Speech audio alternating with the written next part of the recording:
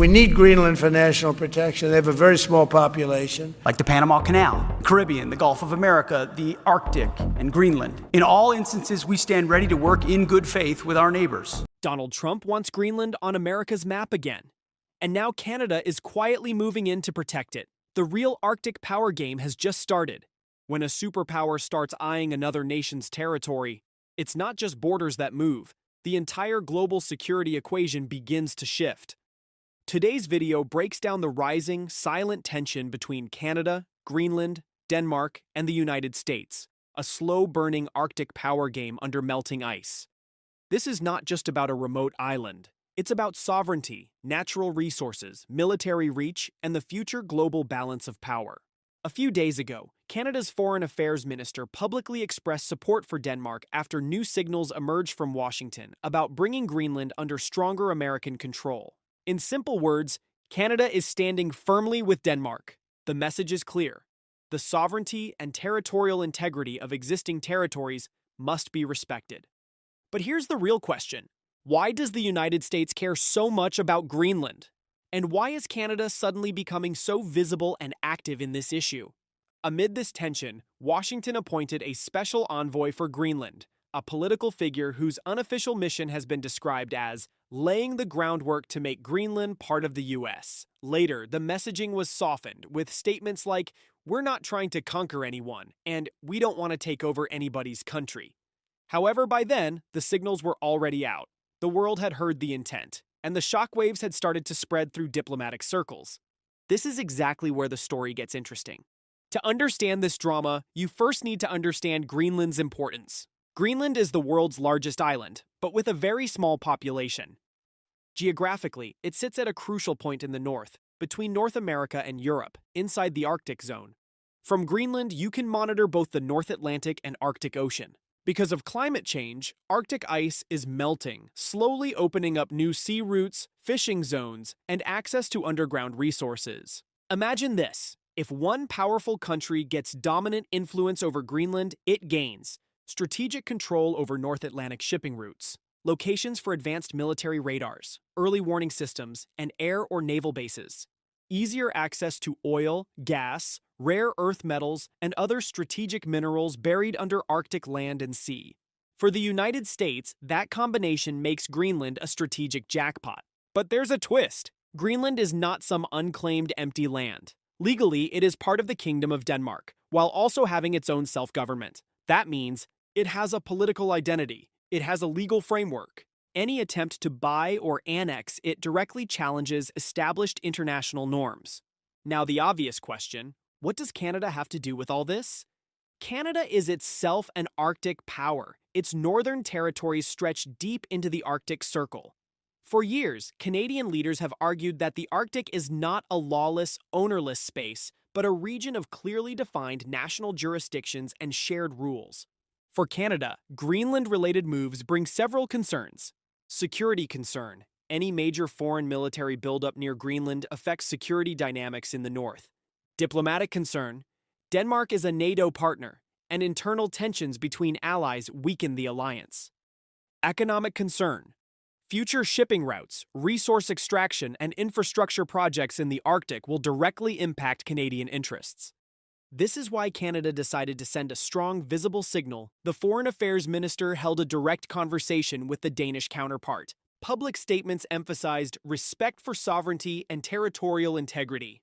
Canada also announced its plan to open a consulate in Nuuk, Greenland's capital.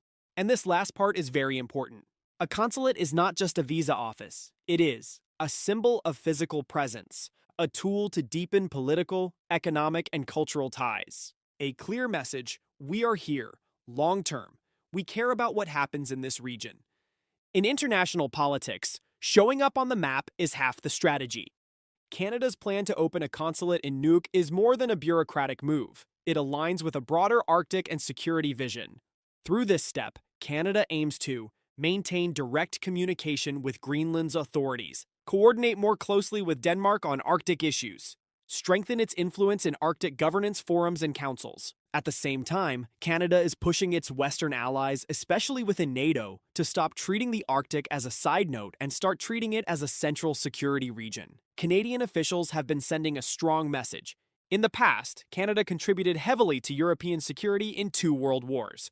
Now, in the 21st century, the North Atlantic and Arctic regions deserve equal strategic attention. New threats, from submarines to missiles to cyber and satellite systems, all intersect with Arctic geography. In other words, what happens around Greenland and the broader Arctic is not just a regional concern anymore. It's becoming a core part of global security planning. Let's think about the worst-case direction this could take. If any major power pushes aggressively for annexation-style moves, ignores the will of local populations, or rapidly builds up military capabilities for dominance rather than defense, then the consequences could be serious. Relations among Nordic countries like Denmark, Norway, and Iceland could become strained. Friction could appear inside NATO itself, as one ally's territory becomes the target of another ally's ambition. Rival powers like Russia or China would gain a powerful narrative. Even Western democracies break their own rules when it suits them. Most importantly, however, the people of Greenland themselves could see their democratic rights and self-determination pushed to the margins. That is why Canada's stance focuses so much on principles, sovereignty, international law, and territorial integrity. It is sending a warning. If rules are ignored in the Arctic, the region could become a new flashpoint. Instead of being a shared opportunity, it could easily turn into another zone of confrontation. Behind all these maps, treaties, strategies, and speeches, there is a real community. The people of Greenland, they are on the front lines of climate change, watching their environment transform, living in a fragile economy, heavily dependent on limited sectors, trying to balance traditional ways of life with modern political and economic pressures. For them, talk of annexation or purchase is not just a diplomatic game. It touches their identity and their future. So when countries like Canada speak about respecting sovereignty and territorial integrity, it's not only about respecting Denmark as a state, it also indirectly supports the idea that Greenland's people should have a decisive say in whatever happens to their land. Their future should not be decided in secret meetings thousands of kilometers away.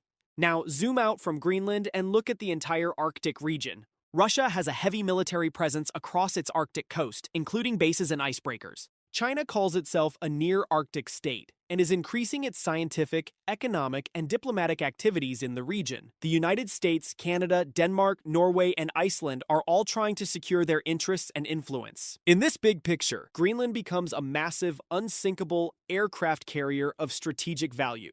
Canada plays a dual role, both stakeholder and mediator. Denmark fights to protect its rights over the territory while also managing Greenland's internal autonomy. The U.S. looks at long-term security, missile defense, resource access, and great power competition. All these layers together are slowly turning the Arctic into one of the most important strategic theaters of this century. So, the final and most important question: will the Arctic become a region of cooperation, shared security, and mutual respect? Or will it turn into another board on which powerful countries push their pieces, ignoring smaller voices? Right now, Canada's message appears to be respect existing borders and legal frameworks, strengthen alliances through trust, not pressure, and shape the Arctic as a zone of cooperation, not a zone of conflict. If you are interested in global politics, security, or the future of climate and trade routes, this story is more than just a headline. It is a preview of the world that is forming over the next 20 to 30 years. Because sometimes the coldest places on Earth host the hottest power struggles.